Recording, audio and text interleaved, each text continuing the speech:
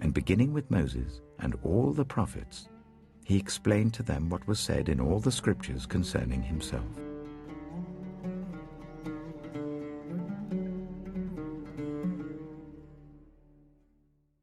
Shalom, children. Today we are going to be taking a deeper look at this week's Torah portion to see where it speaks of Yeshua Ha'Mashiach. We are in the book of Bereshit.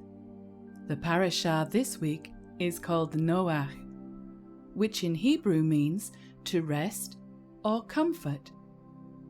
When Lamech gave his son a name, Lamech said, "This one will comfort us in regards to our work and the toil of our hands." These words certainly came to pass, as we shall learn today.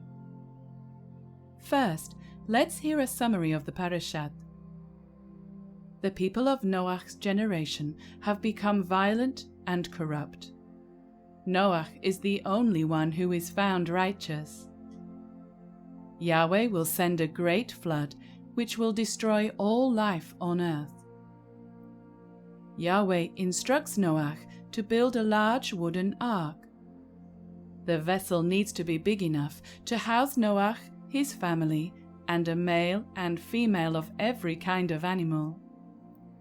Noach is instructed to cover the ark with pitch on the inside and the outside.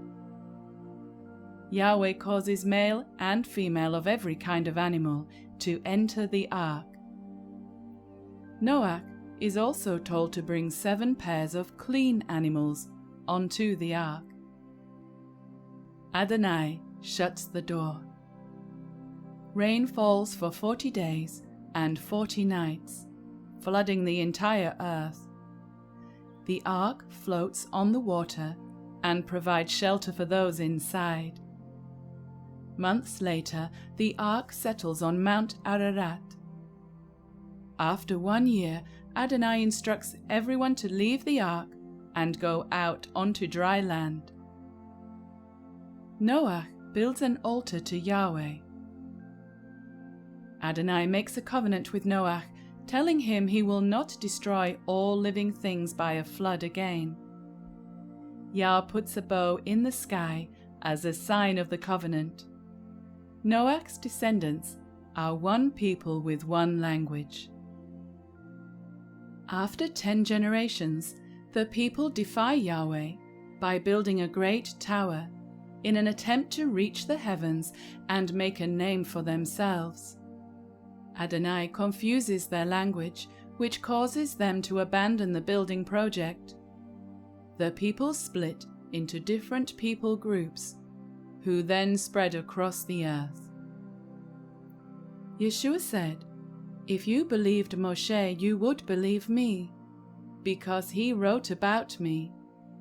So let's dig a bit deeper to see if we can find Yeshua in the scriptures. In our study last time, we talked about shadow pictures written into the scripture, which reveal Hamashiach and the plan of redemption. There are many shadow pictures in our Torah portion today. Let's take a look at a few of them. The earth had become filled with violence, and Yahweh was going to bring judgment. The ark would give refuge for those who had faith and trusted in him to provide the way. Can you imagine all the animals arriving at the base of the big ark? We read in Genesis, "Pairs of all creatures that have the breath of life in them came to Noach and entered the ark." This tells us it was Yahweh who brought the animals to the safety of the ark. It is the same with Yeshua. He said, "No one can come to me unless the Father who sent me draws him." As Yeshua went about, the people came to him. They sought him out to either listen to him teaching or be healed from their sicknesses. They came to him for refuge and rest. In order to be saved from the floods of judgment, Noach's family and the animals had only one way to get into the ark. You see, the boat only had one entrance. There was no climbing up the sides and trying to sneak in. This reminds me of the illustration Yeshua gave about himself when he said, "I am the door. If anyone enters by me, he will be saved." Once they entered through the narrow gate, those inside found shelter and rest. So too we can find rest in Yeshua. We read, "Come to me, all of you who are weary and carry heavy burdens, and I will give you rest." Yahweh provided a way for man to find rest in the safety of the ark, but he has also provided a way for us to have a rest each week. Do you know how? That's right, through the weekly Shabbat. The Sabbath was put in place at creation. It is a shadow picture of the time when we will have a Yom Shekelo Shabbat, a day of complete Shabbat. Micha the prophet spoke about this when he said, "Everyone will live in peace and prosperity, enjoying their own grapevines and fig trees, for there will be nothing to fear." This will be a time when Hamashiach will govern the world. Yeshua said, "I am the master of the Sabbath."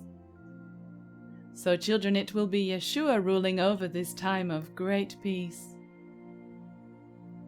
We learn from the disciple Shimon Kifar that Noach was a preacher of righteousness.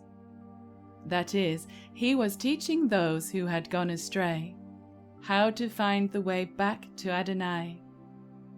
And do you remember what Yeshua said about the lost sheep who had gone astray? He told the people that he was the good shepherd who had been sent for the lost sheep of Israel. So let's not be like those foolish people who laughed at the words of Noach, only to be swept away in the great flood of water. No, let's be like the wise man who built his house on a rock, a house which stood firm as the waters rose up. Well, children, that is the end of our study for today. So we will see you next time when we search the scriptures together. Shalom.